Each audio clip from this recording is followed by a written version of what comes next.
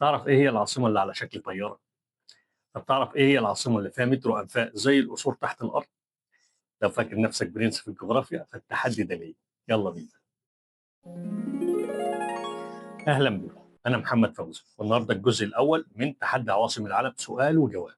وكل سؤال هيبقى فيه معلومة صادمة بجد ويمكن أول مرة تسمعها. يلا نبدأ وقول لي جاوبت كام سؤال في الكومنتات. السؤال الأول: ما هي عاصمة اليابان؟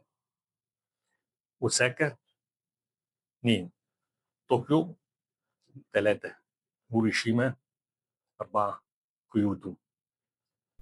الإجابة الصحيحة هي طوكيو. طوكيو هي عاصمة اليابان، وطوكيو دي من أكثر المدن زحاما على كوكب الأرض. وطوكيو ما تعتبرش مدينة في حد ذاتها، لا دي غابة يسكنها أكثر من 37 مليون نسمة، يعني قد عدد سكان دولة كده.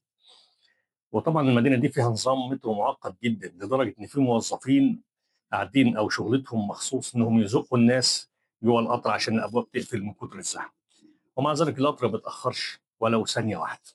يعني تخيلوا كده، منتهى الدقة. يعني الموظف ده، تخيلوا كده لو الموظف ده عندنا في محطة رمسيس كان زمانه زهق واعتزل وفتح محل عصير. السؤال الثاني: ما هي عاصمة فرنسا؟ مارسيليا، باريس، ليون، نيس. طبعا عاصمة فرنسا هي باريس.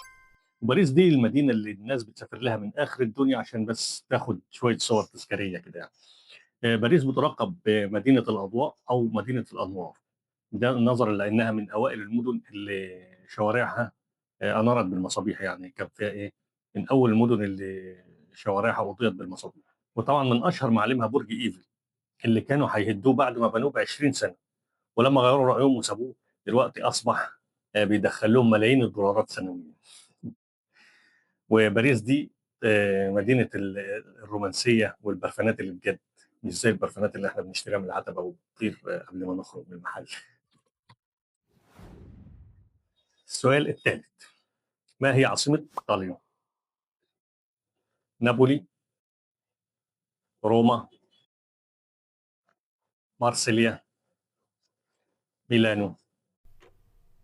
طبعا عاصمة إيطاليا هي روما. روما دي بيسموها المدينة الخالدة لأن عمرها أكثر من 2500 سنة، يعني هي مدينة التاريخ محفور على جدرانها فعلا. وطبعا هي فيها أصغر دولة في العالم، هي دولة الفاتيكان، بس حتة صغيرة كده قد ملعب كرة قدم. وروما دي طبعا مدينة البيتزا والمكرونة اللي بجد يعني على أصولها. السؤال الرابع: ما هي عاصمة إنجلترا؟ ليفربول، لندن، مانشستر، بريمنغهام. طبعا عاصمة إنجلترا هي لندن. لندن دي مدينة الضباب والملوك، وطبعا فيها أشهر وأدق ساعة في العالم اللي هي ساعة بيج بن. يعني المدينة دي لو طلعت فيها الشمس ساعتين طبعا بيزغرطوا ويعملوا فرح ويوزعوا شربات كمان. ومع ذلك الناس هناك يعني ماشية في المطر والتلج وما عندهاش أي مشكلة، متكيفة مع الوضع يعني. أما احنا هنا بقى لو تخيل لو الدنيا شتت ساعتين على بعض، طبعا بنعمل حالة طوارئ وناخد أجازة من الشغل ونقفل المدارس لسوء الأحوال الجوية. السؤال الخامس: ما هي عاصمة روسيا؟ سان بطرسبرغ، موسكو، كييف، سيبيريا. طبعا عاصمة روسيا معروفة هي